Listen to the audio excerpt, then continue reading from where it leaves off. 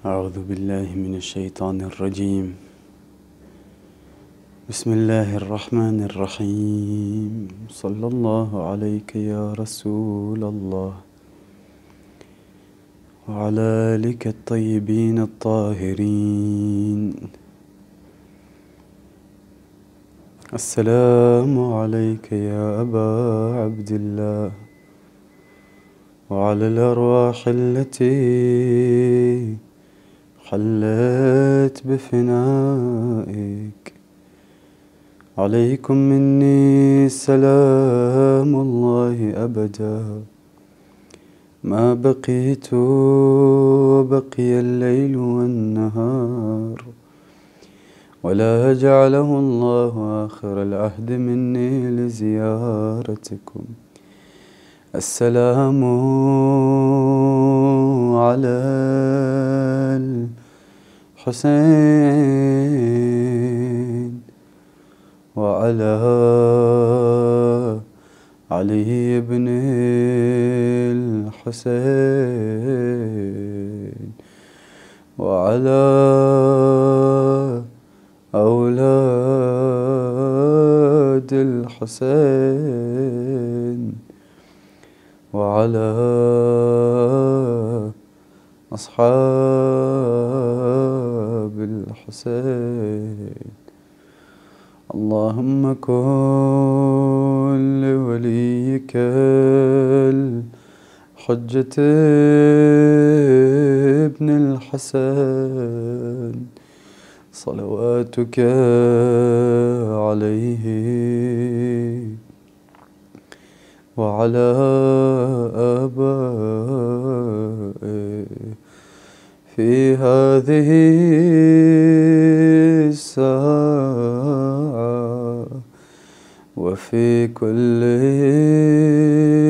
ساعة، وليا وحافظا وقائدا وناصرا ودليلا وعينا حتى تسكنه أرضك طوعا وتمتعه فيها طويلا. يا صاحب الزمان يا صاحب الزمان au maître, mon imam, ô Mahdi, qu'Allah apaise votre cœur, qu'Allah soulage vos douleurs. اللهم صل على محمد وآل محمد.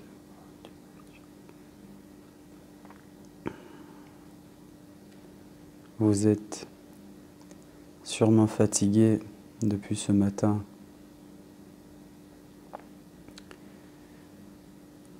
Ces 10 jours que nous avons attendus toute l'année sont terminés. Ces 10 jours pour lesquels le croyant prépare pendant 11 mois sont maintenant arrivés à ses termes.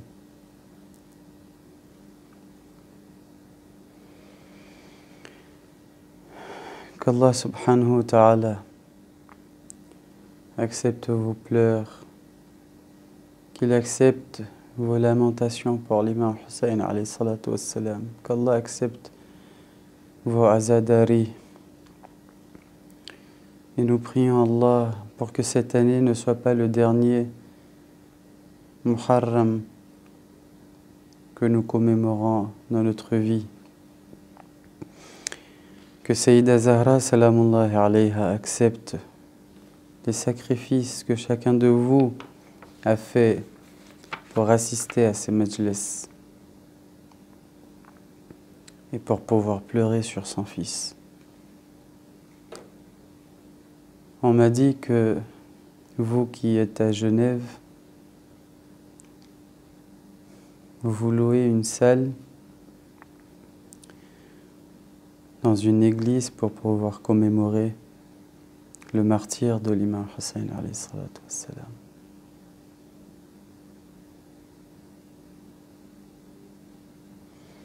Qu'Allah accepte de vous ce sacrifice, qu'Allah accepte vos efforts, qu'Allah vous récompense comme il se doit. Et je demande à Allah subhanahu wa ta'ala, par l'intercession de Sayyida Zahra salamullahi alayha, je me demande à Allah, par le sang de l'imam Hussein alayhi salatu wassalam, je demande à Allah, par son argument sur sa terre, l'imam Mahdi ajjalallahu ta'ala farajahu sharif, de vous accorder un centre dans lequel vous pourriez commémorer le martyre de l'imam Hussein et dans lequel vous pourriez pleurer durant toute l'année, faire des majlis, faire des prières en jama'a. Qu'Allah vous accorde de cela le plus rapidement possible. Wa Sayyida Zahra salamullah alayhi, ya Sayyidati, ya Mawlati. Ces croyants sont des personnes qui veulent pleurer sur votre fils. Wa Sayyida. Accordez-leur un centre qui soit digne de vous, afin qu'ils puissent y organiser des majlis et y faire vivre votre mémoire le plus rapidement possible.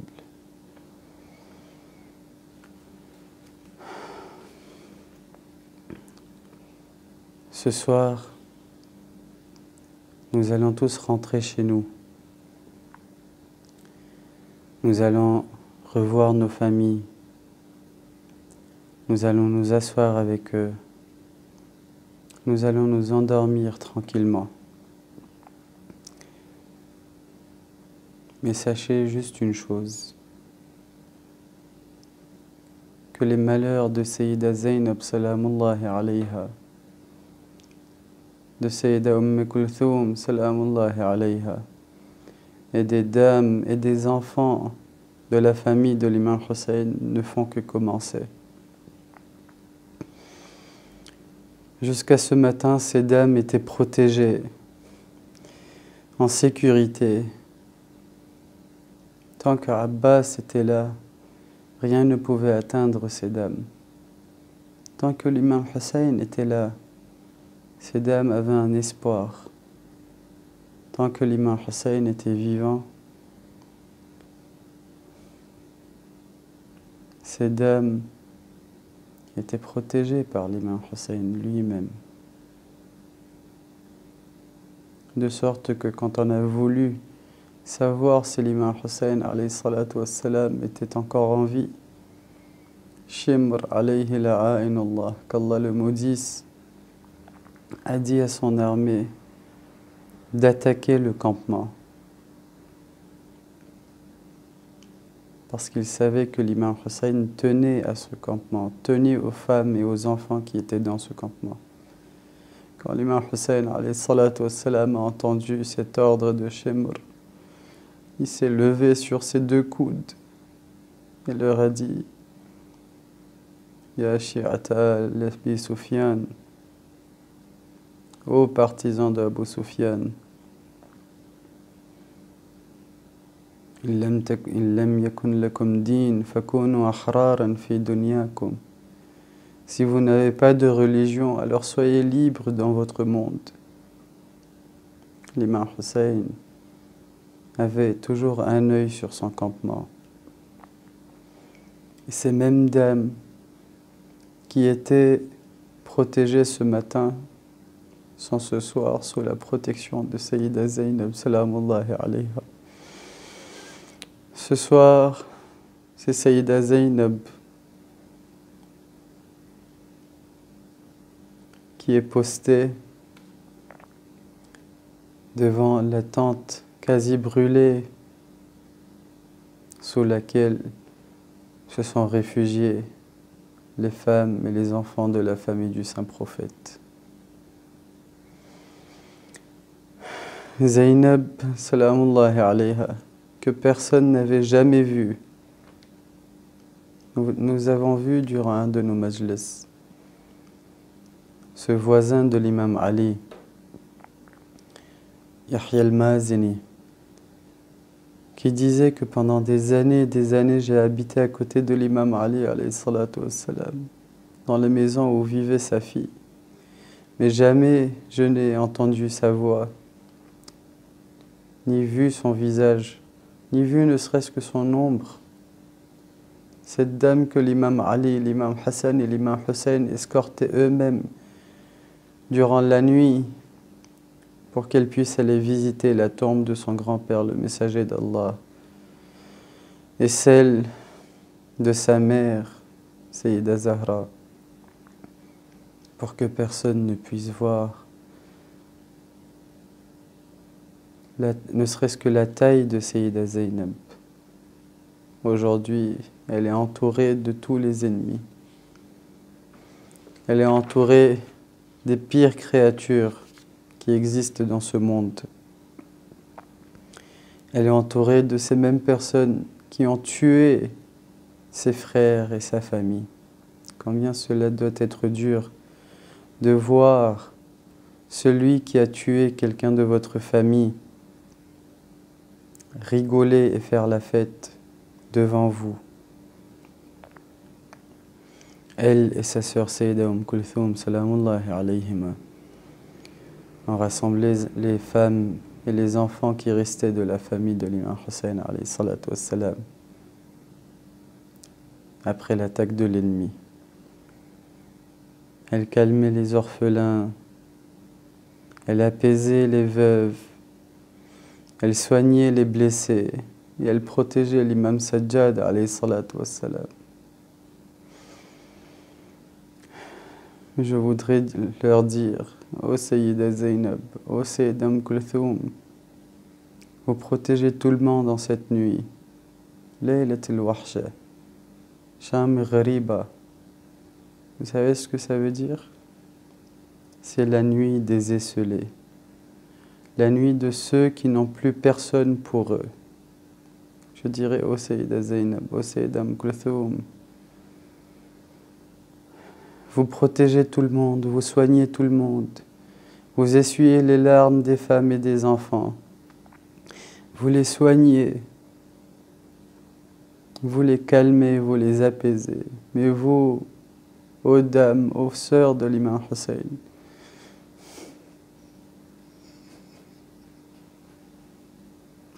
qui vous apaise vous?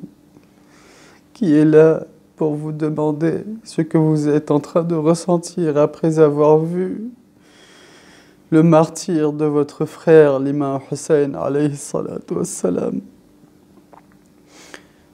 Elles ont regroupé les survivants et elles ont vu que certains enfants n'étaient pas présents.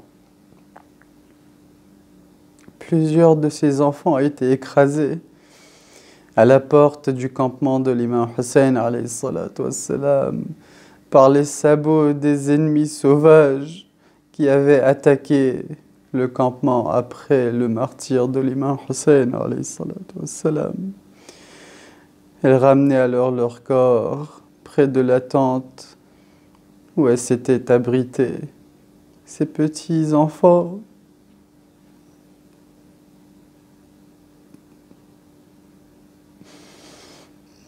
tués sous les sabots des chevaux des ennemis. Et nous avons vu ce matin quel genre de sabots avaient ces ennemis, avaient les chevals des ennemis. Cheikh Mahdi al-Ha'iri écrit dans son livre Ma'al Sibtain que Sayyida Zainab et Sayyida Kulthum étaient sorties la nuit pour chercher les enfants, pour rassembler les enfants qui avaient fui.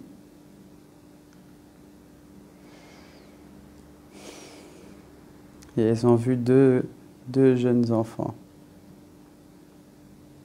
qui étaient morts, pas écrasés par les sabots des chevaux, qui étaient morts de peur et de soif. Et ces deux enfants s'étaient enlacés.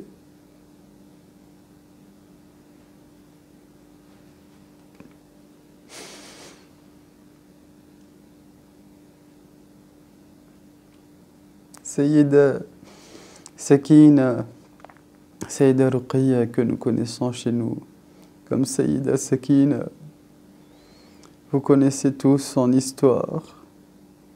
Quand les ennemis ont attaqué le campement de l'imam Hussein, elle est partie vers le champ de bataille. Elle cherchait le corps de son père pour le voir une dernière fois. Un ennemi est venu en voyant cette petite fille qui s'était perdue sur le champ de la bataille. Il remarqua les boucles d'oreilles qui étaient sur Sayyida Sakina. Il est descendu de son cheval. Quand il a vu que cette petite fille ne voulait pas se soumettre à lui, il gifla les joues de Sakina. Il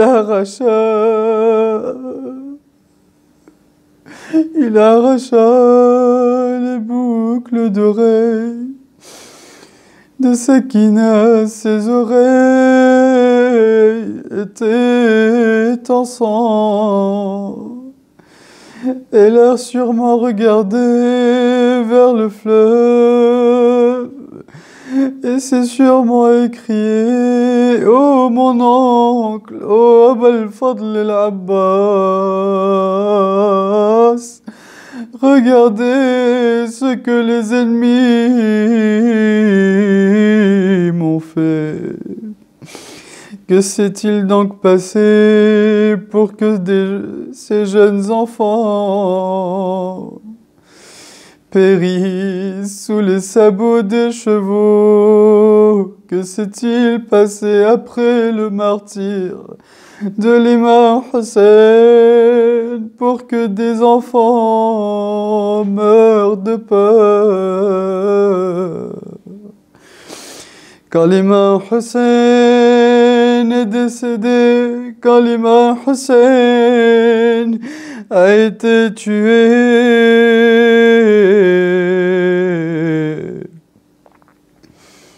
Omar ibn Saad, le commandant de l'armée de Yazid, a ordonné à ses soldats d'attaquer le campement.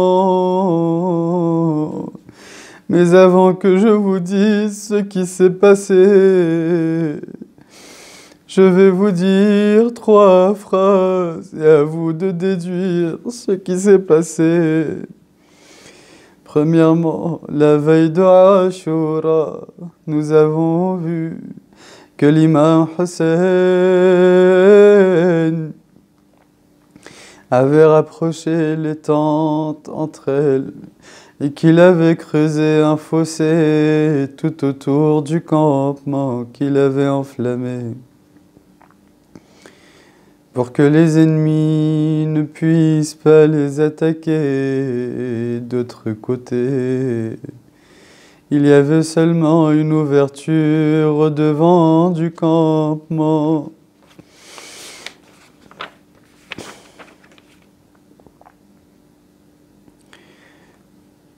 Après le martyr, la deuxième phrase est celle-ci.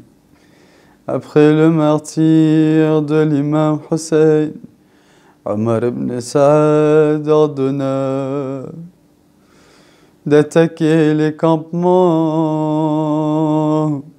et de les brûler. Et la troisième phrase, quand les femmes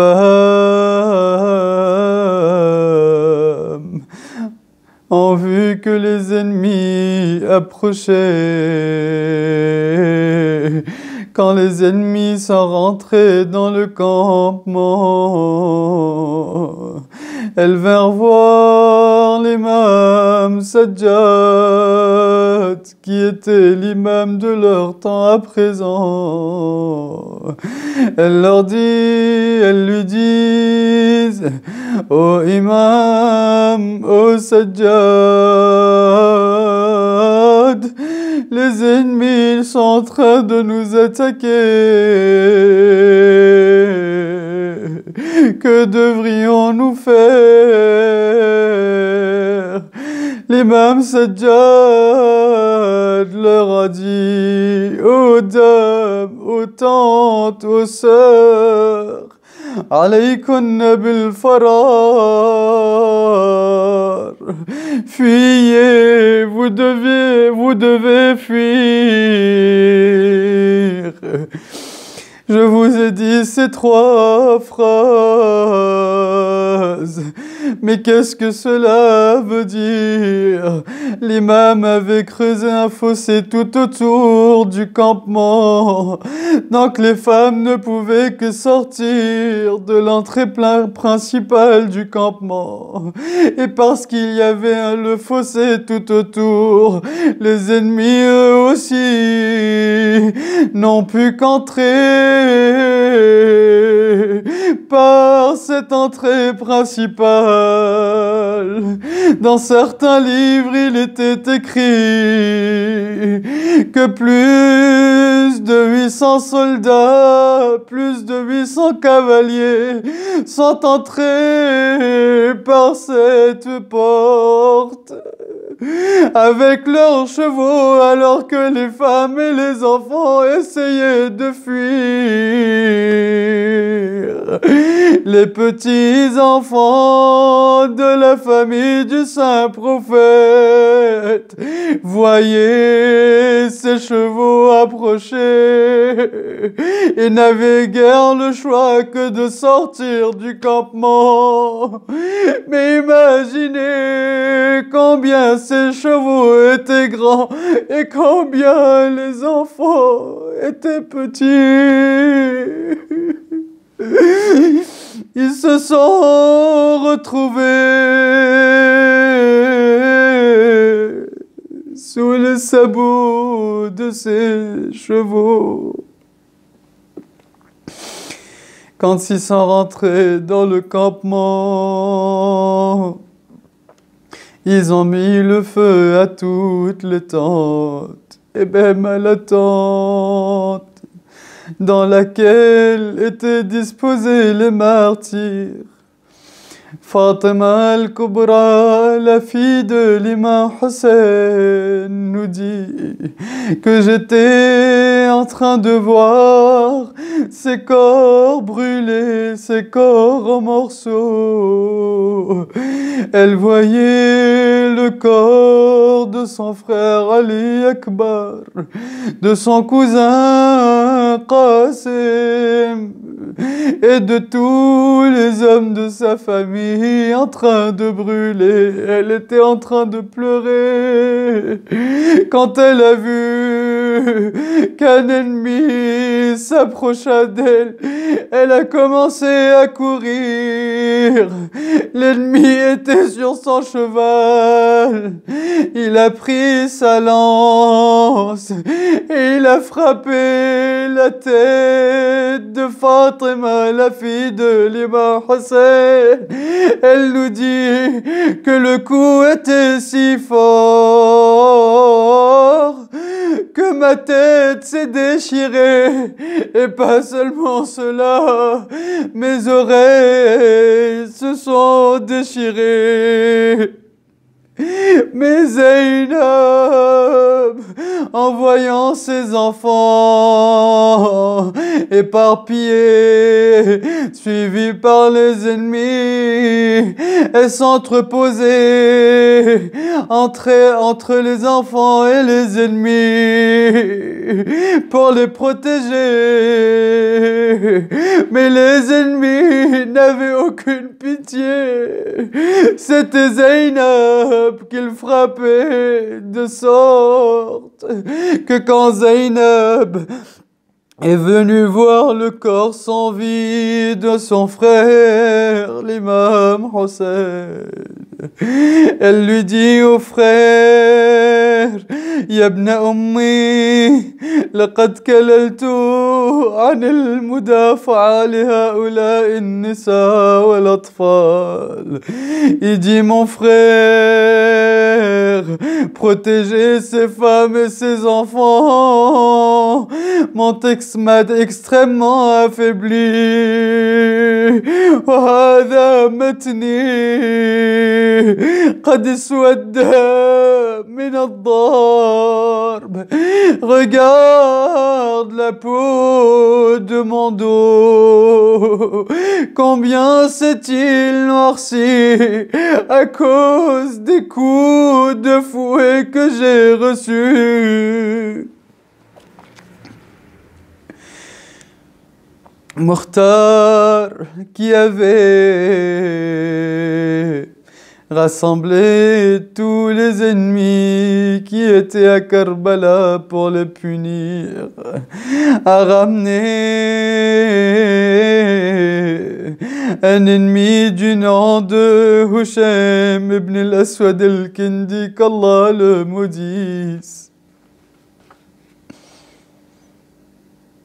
Il a dit: pourquoi as-tu fouetté? Pourquoi as-tu fouetté Zainab, la fille de Ali, de sorte que sa peau était devenue noire?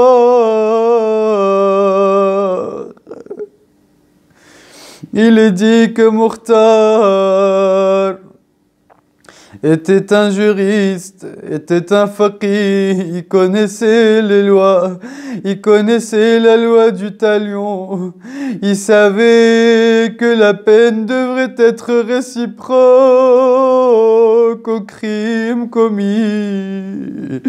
Quand il a attrapé la personne qui avait fouetté Sayyida Zainab, je dis le mot fouetter si facilement, mais imaginez seulement une dame de plus de 50 ans, une princesse, une dame noble, une personne qu'Allah a qualifiée lui-même comme étant ses protégés. Quand je dis fouetter, ce mot sort de ma bouche facilement, mais imaginez, ne serait-ce qu'un moment, une dame âgée qui a vieilli en quelques instants en voyant tous les hommes de sa famille être martyrisés devant elle, recevoir des coups de fouet de sorte que sa peau devienne noire. Mukhtar connaissait la loi. Quand il a attrapé cette personne, il a dit: qu'on lui fouette 1000 fois Allah, comprenez ce qu'il y a à comprendre quand le fouette 1000 fois et qu'on lui plante un grand clou entre ses épaules. J'espère que cette punition n'était pas réciproque au crime que cet homme avait commis.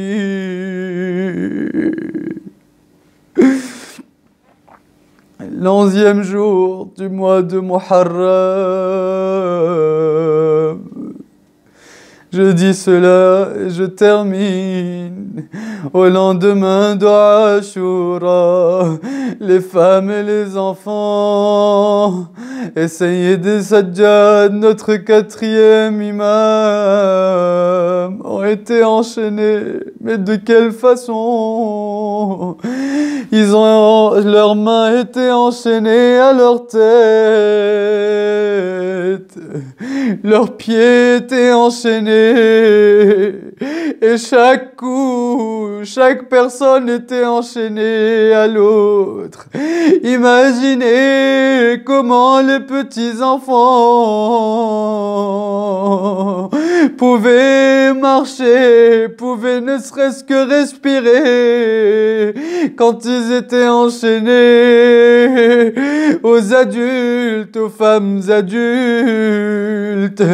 Mais je connais ces femmes, je connais leur gentillesse, je connais leur sacrifice pour les enfants.